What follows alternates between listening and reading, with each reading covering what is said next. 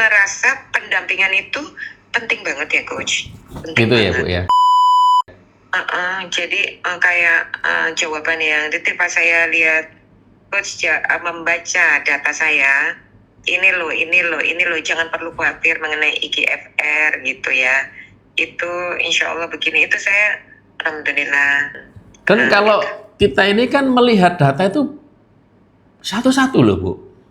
Masalah ibu itu apa? Oh ini, oh ternyata menggunakan apa namanya apa tadi Bu? Propolis. Propolis kan langsung ngeh saya. Tadinya hari pertama saya nggak ngeh Bu. Saya mau ngeh itu hari kedua. Oh ini nih. Politik ya, coach ya ini. Iya.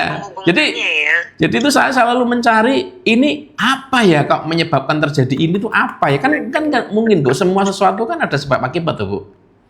Ini dari apa ini gitu.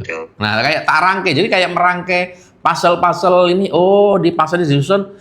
Oh ya terjadi seperti ini nih wajar karena ini alasannya ini gitu kan.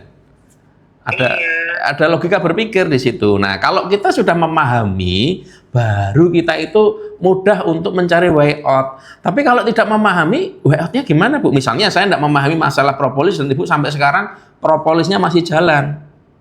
Lah terus piye coba? Iya kan?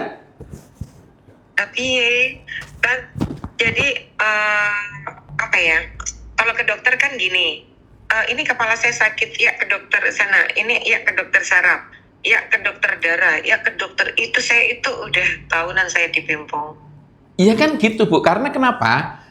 Kenapa dibikin dokter tuh spesialis ini, spesialis itu? Akhirnya melihatnya itu kan tidak secara holistik ke keseluruhan badan, tetapi secara parsial. Dokter jantung spesialnya jantung, dokter kejiwaan ada sendiri lagi, dokter apa. Padahal ini kan semua tuh akar masalahnya sama. Ya kalau dibenahi dari akar masalah, loh semua itu beres semua kok. Tidak dengan interaksi apa istilahnya simptom. Simptom itu kan dari gejalanya. Masalahnya begitu masuk ke simptom, setiap obat atau yang dimasukkan ke situ tuh membawa dampak efek samping. Itu jadi masalahnya gitu loh. Nah, itu tadi kesembuhan itu persepsinya awam atau medis atau umum itu ya gejalanya hilang meskipun masih pakai obat. Itu sembuh gitu. Padahal bukan itu sembuh. Sembuh itu ya tubuh operasional normal kembali tanpa obat. Kembali normal seperti biasanya tanpa obat. Jadi menurut saya pemahaman yang sederhana, kemudian juga pendampingan sih penting banget sih.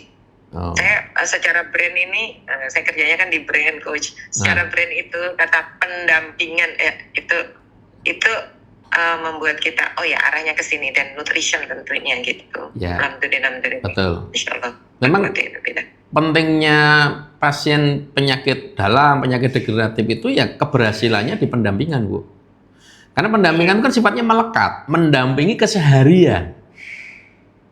Jadi ibarat kata kayak Ibu mau tanya kapan saja kan boleh. 24 jam, 7 kali seminggu.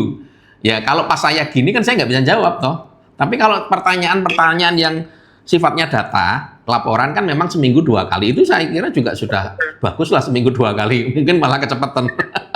Tapi tujuan saya itu apabila ada sesuatu yang salah itu nggak lama-lama gitu loh Bu. Gitu. Terus kalau pertanyaan-pertanyaan yang sifatnya ringan itu saya nggak lama-lama jawabnya. Kalau memang pas saya nggak ada acara kayak gini kan, itu langsung. Saya pantau kok. Gini jawabnya gini dan apa ya eksekusinya benar-benar eksekusi yang sifatnya mendasar. Kamu kerjakan ini, nggak boleh ini, alasannya ini. Detail. Sehingga orang berpikir kenapa nggak boleh itu ada alasannya. Kenapa harus seperti itu ada alasannya gitu. Itu kok bisa ya panjang-panjang WA tapi terstruktur gitu coach. Itu tuh biasa ini ya. Saya juga kalimatnya itu saya ini kan anak sastra coach. Yeah. Saya tuh lihat gini, kok bisa ya ini lebih dari anak sastra.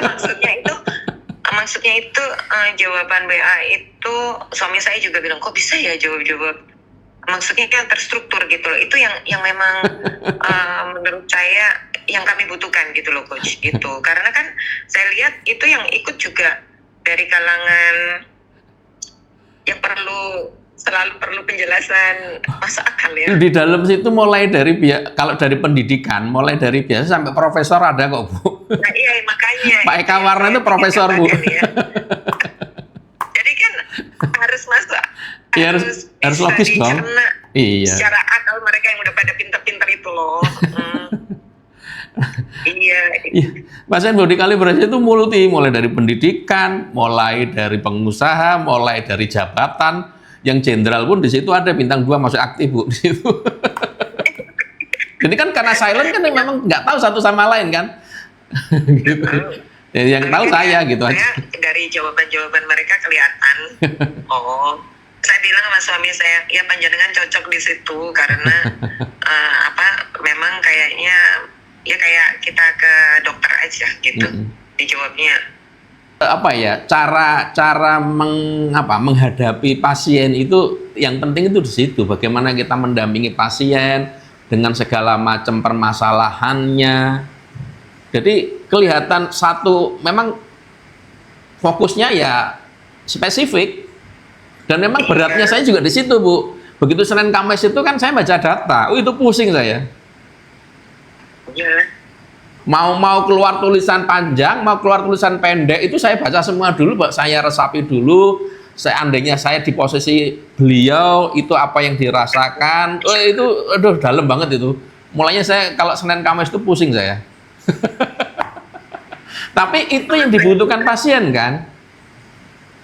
Saran-saran, petunjuk ketika memberikan data kan pasien pengennya aku disuruh ngapain lagi nih. Ada yang salah nggak nih? Ya toh Bu? Iya.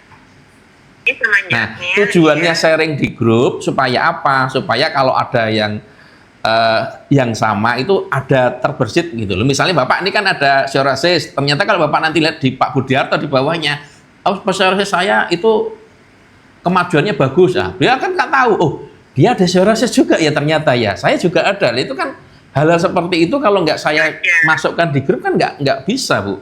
Satu itu, kedua, saya kalau jawab di grup itu kan lebih efisien karena bisa jadi orang lain kan sama kasusnya, sehingga nggak perlu bertanya lagi kan gitu dengan membaca jawaban saya. Nah, tapi kan tetap perlu di forward ke WA pribadi supaya saya bisa nge-track. Oh masalahnya beliau tuh apa sih Pak Dodi? Oh ini masalahnya ini saya paham. Tapi kalau nggak ada blank Bu, saya nggak punya bank data Bu. Iya.